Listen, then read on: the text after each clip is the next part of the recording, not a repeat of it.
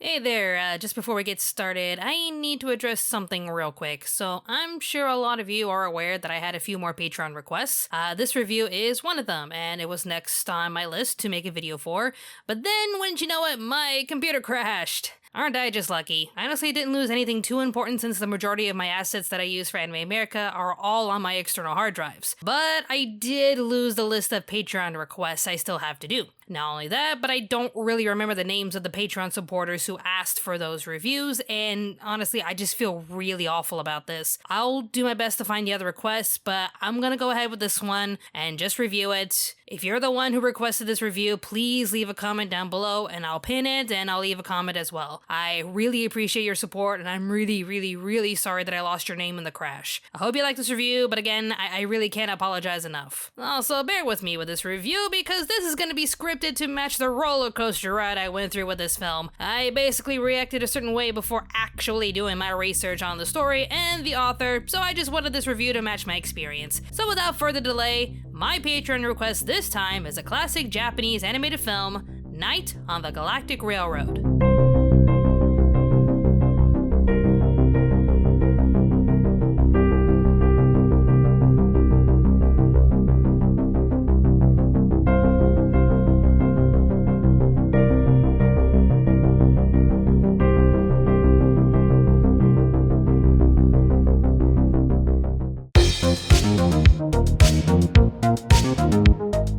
Tetsudo no Yoru, aka Night on the Galactic Railroad, was a famous children's story written by renowned author, poet, and philosopher Kenji Miyazawa. This famous story was then adapted by Hiroshi Masumura as a manga, and it was this adaptation that was used for the 1985 animated film, also named Night on the Galactic Railroad, directed by Gisoburo Sugii and produced by Group TAC, the same studio that brought you Black Blood Brothers, Baki the Grappler, and oh my god. Two of you stand here in front of me tonight.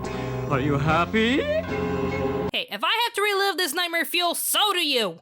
Night on the Galactic Railroad stars two cat boys named Giovanni and Campanella, two best friends torn apart due to hardships and bullying from other classmates. On the night of the festival, a strange train appears from the sky, inviting Giovanni inside. Soon after he takes his seat, Campanella suddenly appears and joins him on this mysterious train ride across the cosmos. The rest of the film is just an elaborate display of expressive animation and imaginative displays of theories and practices demonstrated with every stop our boys come across. So, regretfully, at first I watched the film and thought to myself that this was baby's first steps into Grief 101. Watching this as an adult, I could see the ending coming a mile away, but I'm not going to devalue a film aimed at children because I'm not going to be blown away by a twist that would have surprised me decades ago. I don't know, I'd probably be crying by the end of that film, or just be taking a nap with how short my attention span was. There's a lot of scenes that are just drawn out and long, which I don't really mind at all, but it felt kinda strange knowing this was aimed at kids, but animated like a Fantasia-esque art piece geared towards mature adults. It's a beautiful film with an interesting take on philosophy, friendship, and loss, but it made me wonder, why was this film so highly praised? What made this story so special to the Japanese audience that it somehow earned its status as a beloved classic? Then I decided to tell myself, hey, before you type up anything stupid, Robyn, how about you just shut up and do your research? I mean, I don't have to be mean to myself, but this is just my life. This all leads me back to the author himself, Kenji Miyazawa. I kinda call him the Van Gogh of Japanese literature because he wasn't really praised for any of his contributions to Japanese culture until after his untimely death. It seems kinda unfair for artists to live out their lives, never knowing if what they did ever made a difference in art or culture. But honestly, Miyazawa would have never seen his life like that. Miyazawa loved reading and learning so much about the world outside his own. He would write down everything he thought and felt in ways that seemed strange to most scholars, but came off as expressions of his own experiences. Do do do do do do do do do do do. Blow off the green walnuts and blow off the sour quinces. Do do do do do do do do do do do. Even so, if he needed to put all of this aside in order to help his fellow man, he would do so. Despite having a nice job as an agriculture professor and writing so many books and poems, he quit his job to try and put his findings in agriculture science into good use and become a farmer. He's got a board up here for potential visitors. It says, "I'll be down in the fields, Kenji." And it looks like this is something permanent. I don't think he spent very much time in the house somehow.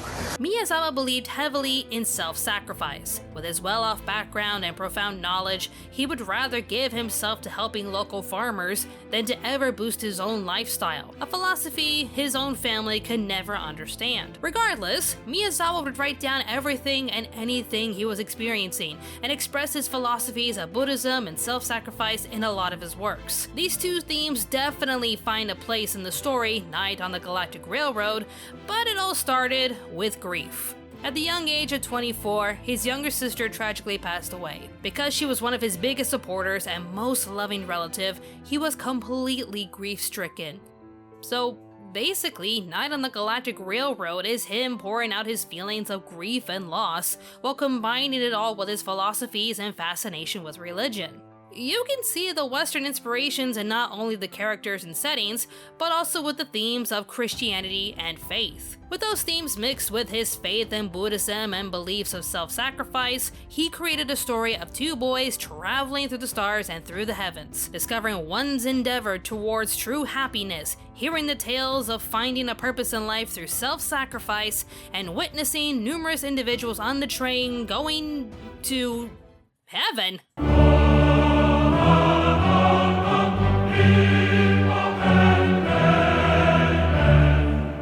Oh Jesus, it's the real Jesus! Not gonna lie, I found it super trippy when these three came into the story. Long story short, a tutor explains how he was assigned to watch over these two kids and take them to their father via cruise ship.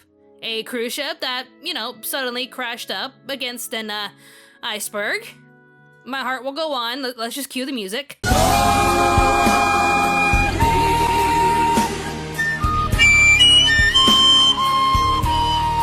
Yeah, seriously, it's that exact same ship. I'm just like, really? The Titanic's in this film? Well, I'll be. So yeah, as you could have guessed it, and I don't know if this is spoiling a nearly 40-year-old film by saying this, but Giovanni was invited on this trip to get a firm perspective on life, purpose, true happiness, and self-sacrifice, but he was also there to say goodbye. Now, it was made loud and clear what would happen when these three came into the picture. Campanella just boarded the train and started to push away some water droplets, to which Giovanni commented on his wet jacket covered in dew. You can see the exact same sparkles from the little boy, who drowned on the Titanic. As these two were able to see other personifications of the afterlife, they find themselves at the very last stop, covered in complete darkness, blanketing Giovanni from seeing the heavenly paradise that awaits him in the future. But Campanella, he can see it. In fact, he can actually hear his mother. Sayonara, Giovanni. Campanella.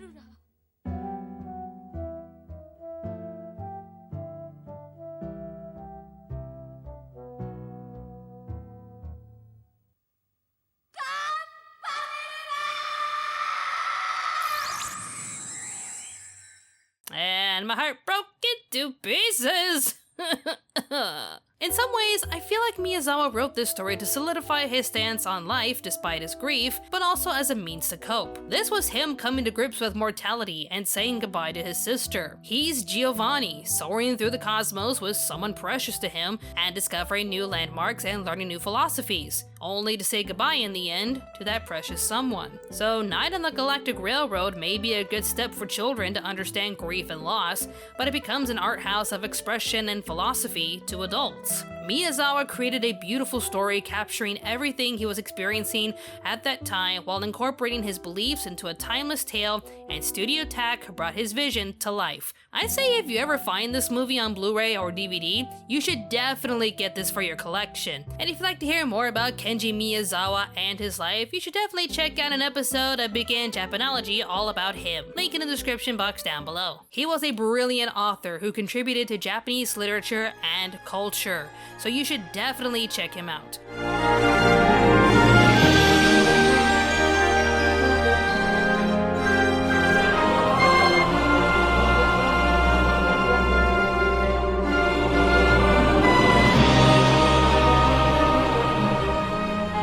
As I mentioned earlier on, Miyazawa Kenji's willingness to work very hard for no pay and even at the cost of his own health was undoubtedly influenced by the Nichiren sect of Buddhism which he had joined and which puts a premium on self-sacrifice. The influence of Buddhism is also seen in his great compassion for the suffering of others. Miyazawa Kenji spent his life searching for how he should live as a human being. His work still has the potential to resonate in the hearts of people all over the planet. Also, before we end this review, I just want to quickly bring up the dub because, I don't know, you're watching these two best friends on the train, journeying through the cosmos and the heavens, and they're voiced by Ash Ketchum and Alucard. Campanella! They really tried. The others all ran after me, but they were just too late to catch me. So, are they waiting for you somewhere? Sanelli's already gone home. Okay, so Crispin Freeman didn't bring his Alucard voice. That'd be one trippy dub, but regardless, it's more like Ash Ketchum and Kyon from Haruhi Suzumiya. There you go. You can't possibly expect a great Pokemon trainer like me to let a Weedle escape. I've sort of got a thing for girls with ponytails. I'd watch that anime. Another good request in the bag, and I'm happy about this one. It's a beautiful film that led me to learning more about this renowned Japanese author. Miyazawa is a literal icon in Japan, so feel free to click on the link down below to learn more about him. And again, I am really sorry to the Patreon supporter who requested this. If you are able to see this, leave a comment down below and I'll pin your comment and just comment back, okay? Seriously, this was a beautiful request. I am really fortunate and grateful to have the opportunity to learn more about this film and the author. So, to the person who requested this, thank you. And of course, thank you to all of my Patreon supporters for helping me keep this channel alive. Anyone watching this who is on Patreon, be sure to stick around for announcements, since I'll be needing your help in picking out the next top 10 list. Thank you all so much for watching. More awesome videos will be on the way, so stay tuned to AnimeAmerica.